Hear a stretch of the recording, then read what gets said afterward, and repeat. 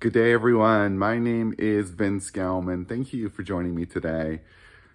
I'm feeling a little under the weather today, so my voice is a bit off, but I feel called to make this video nonetheless. It is Christmas Day today, and so I wish you all a Merry Christmas. I wish you all happy holidays. And in the spirit of gift giving, I have 3 gifts for you. And these are 3 ways that you can embrace your humanity more. You can embrace your vulnerability more. And that's a big part of my teachings. It's a central part of my teachings, is to grow spiritually through being human. Grow spiritually through being human, through being raw and naked in our vulnerability, and in our humanity, in our humaneness, and to not run from that.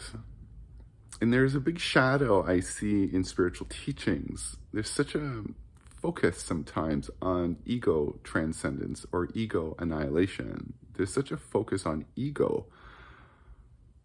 But what's missing is that we've come here to be human, and we've come here to learn through our humanity. We've come here to embrace the emotions of being human and not to avoid those emotions.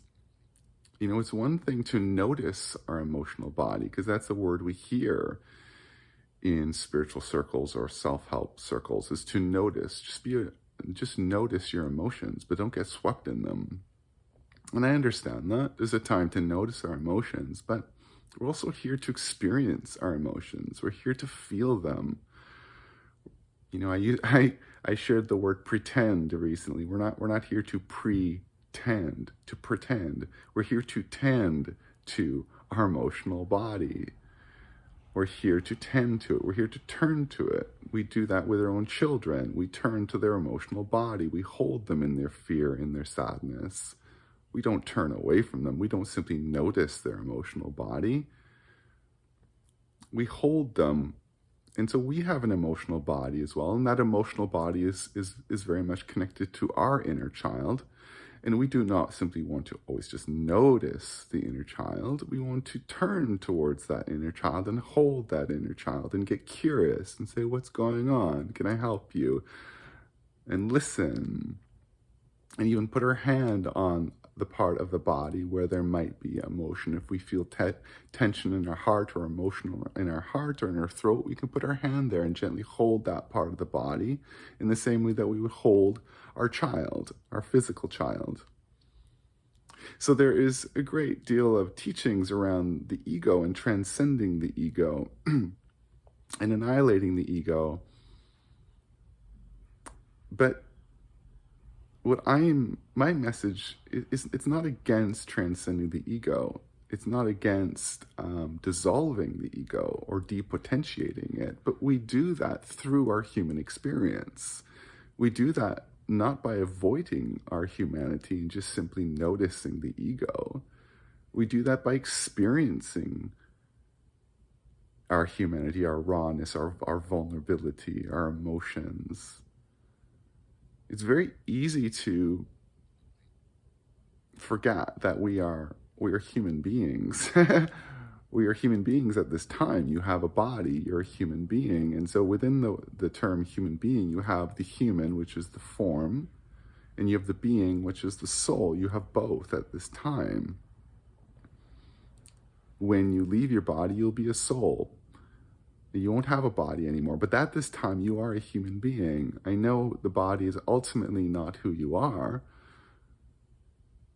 and you know, it's ultimately just a vehicle for the soul. But the thing is, we take it on because we're meant to learn with it, and we're meant to learn through it. The body is the vehicle. The body is the school. It teaches us humility. It teaches us compassion, because it invites us through passages of suffering, of pain. That's how we humble. That's how we grow. That's how we become wise. And that's how we become more compassionate, is through embracing our humaneness through embracing our body by going down and in, not just up.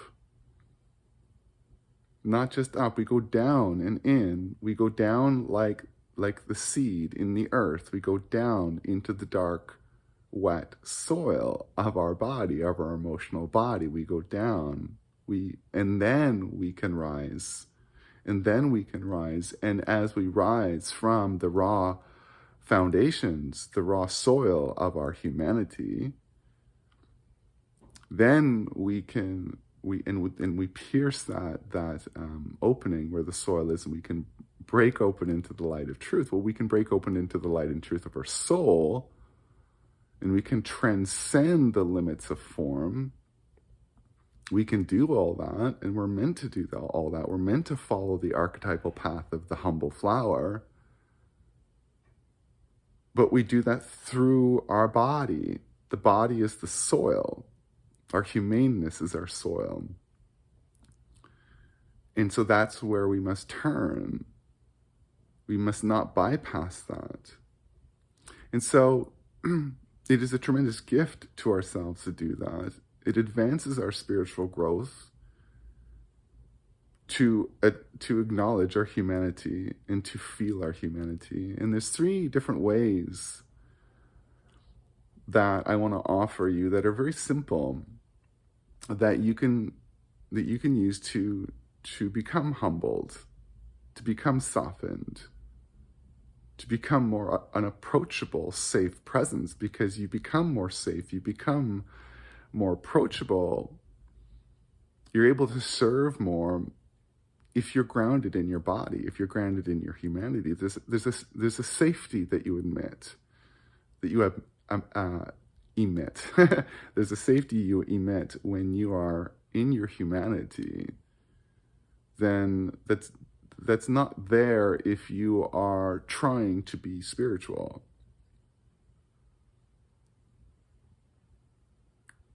So the first one I want to offer to you is to say the words, I am afraid. To say, I am afraid. These are 3 words that it took me a long time to feel comfortable saying.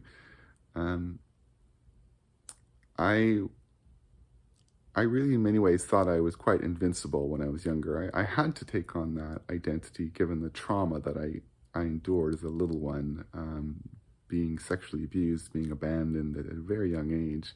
I endured a lot, and so I learned to put up a pretty good front of grandiosity. I was good at hiding, and I was good at being strong, and it took me a while to learn to say I am afraid. And again, this is not something we often hear from certain teachers. It's, again, about transcending the ego. And what if we transcend the ego by saying, I'm afraid? Something that you might notice is that when you're meditating, well, you probably do notice this, I notice this, the mind can spin and spin and spin. But if you look closely, what's underneath the spinning is often fear. So what can help to quiet the mind in your meditation practice is if you turn to your body, bring your attention down to your body, and you say, I am afraid. Get to the heart of it. And there's something magical that happens to the mind when you get to the heart of it. When you just acknowledge, I am afraid, it actually quiets the mind. It can help. I'm not guaranteeing anything, but it can really help quiet the mind to say, I am afraid. And just to own that and to feel it in your body. Notice where it exists in your body. Maybe you feel it in your gut. And then you can put your hands on your gut, just like you would put your hands around a scared child. Or you put your hand on your heart. If you feel tightness in your heart, I'm just gonna get some water. If you feel tightness in your heart, you can put your hands on your heart and you can say, I am afraid. I am afraid. So what if those are very empowering words? strangely, what a strange thought that is, to think that the words "I am afraid" is empowering. It is empowering to say that. It is empowering to say "I am afraid." It's actually a very beautiful thing to say. What if it's a very beautiful thing to say? I am afraid. Think about that for a moment. Imagine you're sitting down with your partner and you're entering one of these very difficult, messy, spiraling conversations. You know, those kind of go nowhere conversations. I've been in those before. And suddenly your partner, out of the blue, for the first time says, "I'm afraid." Imagine what that would do in that moment of the conversation. Imagine like the showstopper that statement would be, "I am afraid." What would it give to you? Wouldn't that open your heart a little bit? Wouldn't it drop your defenses to suddenly see your partner expressing their vulnerability? Wouldn't that invite your vulnerability out more? Your desire to say, "I am afraid too." You see, so that's what I'm saying, is that it can be very empowering to say, "I'm afraid." Very empowering. And there's nothing wrong with noticing the ego. There's nothing wrong with meditating and paying attention to our thoughts. But sometimes the best way to quiet our thoughts and to transcend the ego is to go into our vulnerability, into our humanity, and into our emotional body, and to acknowledge what we feel. I am afraid. I'm afraid. And see, what's happening in the world right now is that it's forcing people to say that increasingly. That's one way to understand this great initiation that we're in, this great time of uncertainty and chaos and collapse, is that it's going to force people to say, "I am afraid." It's forcing people to feel things they normally wouldn't feel. And so it is a gift. It is a gift to yourself. It is a gift to others to say those three magical words, "I am afraid." So number 2, the second gift that you can give yourself, it's similar. And that is, I feel sad. I feel sad. And boy, is there a lot of good reasons to feel sad, isn't there? I feel sad because I cannot help you. I feel sad because I'm witnessing your suffering. I feel sad because I am afraid. See, if we say I am afraid, what might come afterwards is sadness. We might unlock grief that was there the whole time, but needed the doorway open to it, and that doorway was you finally admitting that you're afraid. If you say finally to yourself, "I'm afraid," well, that can really open grief. In other words, that can open you to truth. Truth opens us to more truth. The truth of "I am afraid" can then open us to the next truth, which is I am actually very sad. But you see, that quiets the mind as well. That depotentiates the ego as well. It softens it. And see, one way to look at depotentiating or dissolving the ego is that it's a movement of bowing. It's a bowing. Many years ago, I did an ayahuasca ceremony. I think it was actually the second one I ever did. And a voice came to me and repeated about 40 times, "How well do you bow? How well do you bow?" You see, so when we say things like "I'm afraid," feel sad. We bow.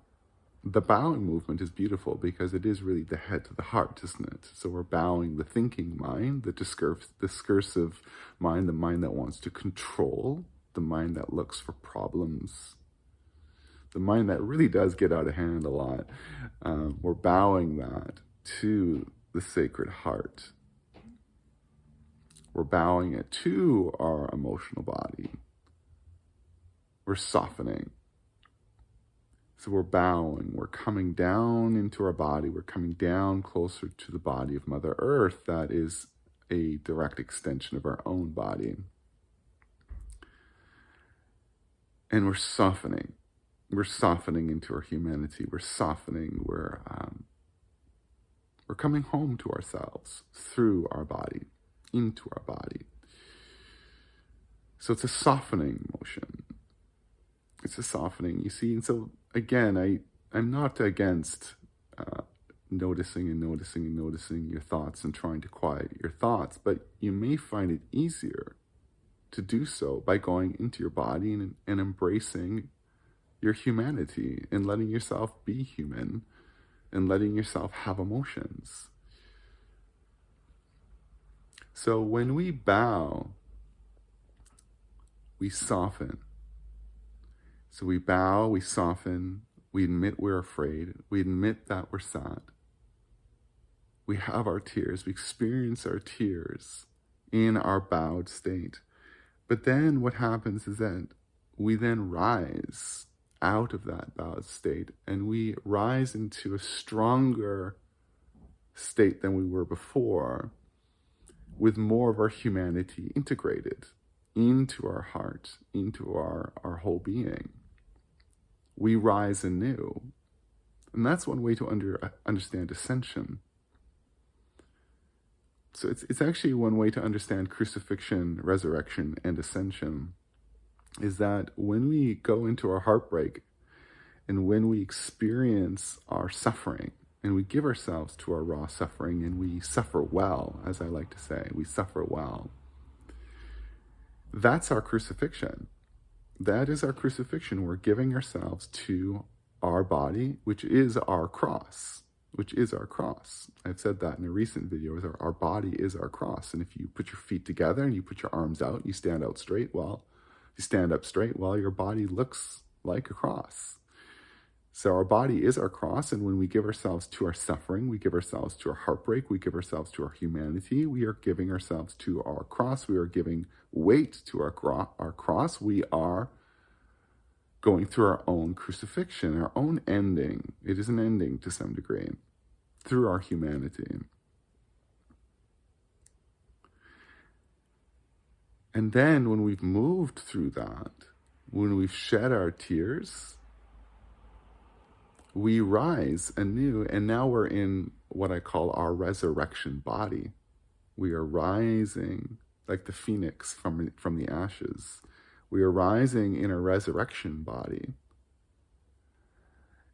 in our humbled body. It's a humbled body, it's a softened body, it's a more fluid body, and that's a sign of health, is fluidity. That's what children demonstrate.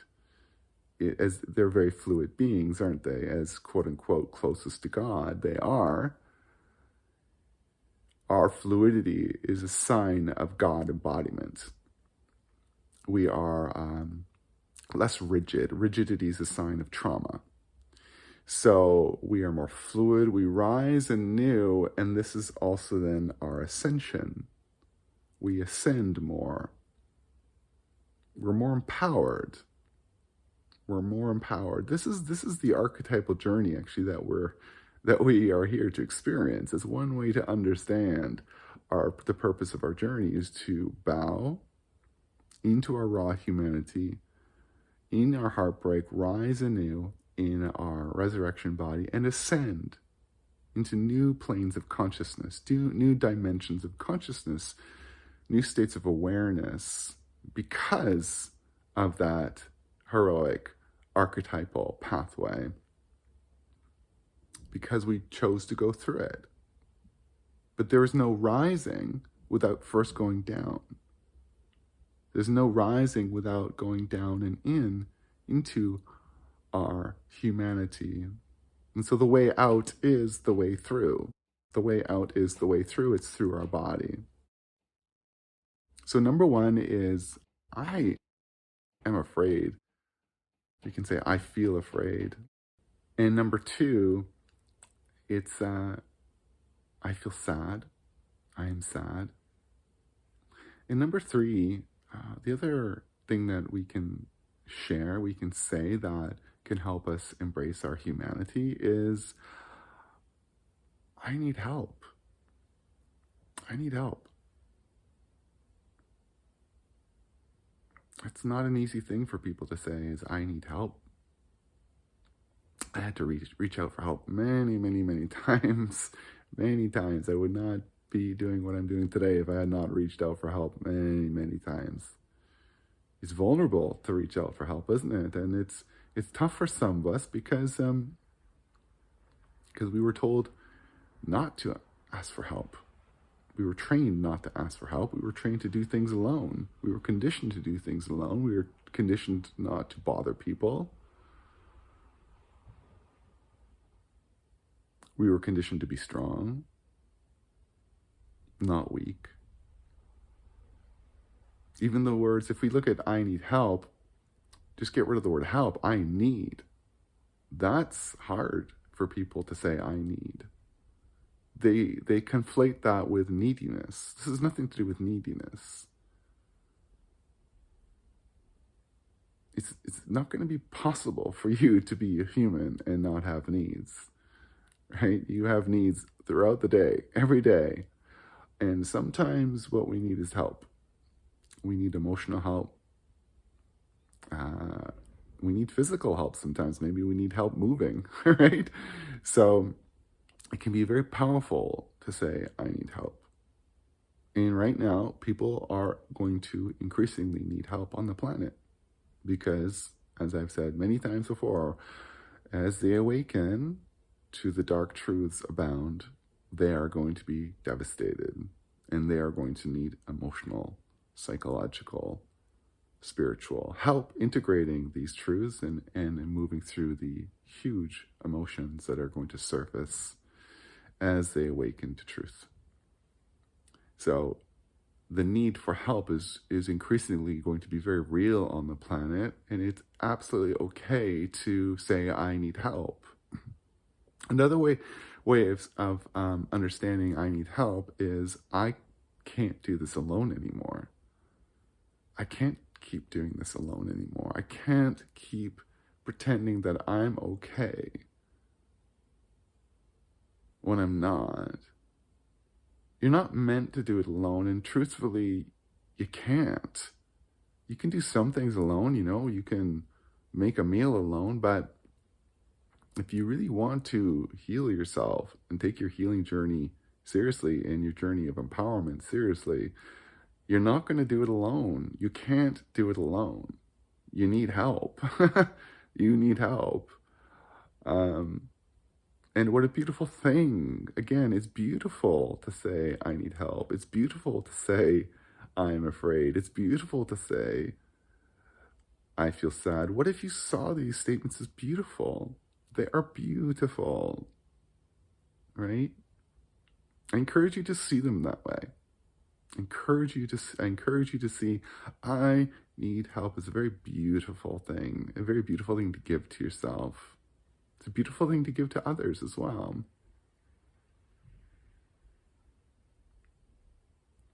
And there's many ways that you can get support these days, and I'm a source for you. If you want support healing yourself and empowering yourself, you can come to one of my online ceremonies. And I'm not really a marketer. I'm not, I don't really talk about my work a lot in these videos, so I'm not one person to oversell, but I am here if you need my support. You don't need to visit me. You can do this from home. But I'm here for you if you would like to receive support. And in embracing your humanity, in being more in your body, quieting your mind and feeling more empowered, So maybe I'll just say, yeah, I'll transition now. And this January 1st, New Year's Day, I'm leading an online healing and activation ceremony with Mary Magdalene. So I will be transmitting the overriding presence of Mary to people around the world on Zoom. It's a 75-minute ceremony, and it's 77 Canadian. So you're welcome to join that. I'll put a link in the description. It's advanced healing. You are quite literally getting a transmission from Mary, just like you would have 2,000 plus years ago when she co-led her ministry with Jesus. You are directly getting a transmission from her. So you're welcome to join that. I also have just published a free ebook called A Global Crucifixion: Truth, Heartbreak, and Humanity's Heroic Ascension into a Golden Age. So it's a free ebook. I'm very proud of it. I'm going to put a link to that as well in the description. So that's my message for you all. Those are Christmas gifts, holiday gifts that you can maybe give yourself, is those three statements of I am afraid, I feel sad, and I need help. And what a role model you are to the world when you share those things. What a role model you are to our children when you demonstrate your humanity in that way. And that's leadership. It's a different way of understanding leadership. So thank you, everyone. Thank you for listening and watching, and take good care.